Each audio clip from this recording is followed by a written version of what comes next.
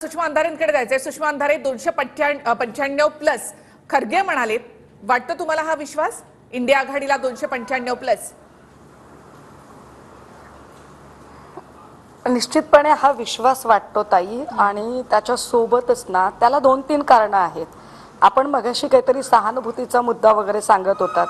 मला वाटतं सहानुभूतीपेक्षा सुद्धा लोकांच्या मनात चीड प्रचंड आहे। फोडाफोडीच्या राजकारणाचा लोकांना परत राग आलाय, त्यांना गृहीत धरणं आवडलेलं नाही।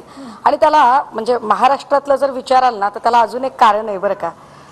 महाराष्ट्रामध्ये ना महायुतीचे जे घटक पक्ष होते यांनी एकमेकांचं काम म्हणजे ज्या प्रामाणिकपणे काँग्रेस, राष्ट्रवादी काँग्रेस, शरदचंद्रजी पवार साहेब, शिवसेना उद्धव बाळासाहेब ठाकरे यांनी ज्या ताकदीने एकमेकांचे उमेदवार निवडून आणण्यासाठीची जीवतोड मेहनत घेतलेली आहे, तशी मेहनत महायुतीतल्या घटक पक्षांची दिसत नाही। म्हणजे उदाहरणार्थ तुम्ही बघितलं असेल की बारणे साहेब असतील तर बारणे साहेबांनी स्पष्टपणे सांगितलं की अजयदादाच्या लोकांनी आमचं काही काम केलेलं नाहीये। अशीच काहीशी परिस्थिती इतरही मतदारसंघांमधली आहे।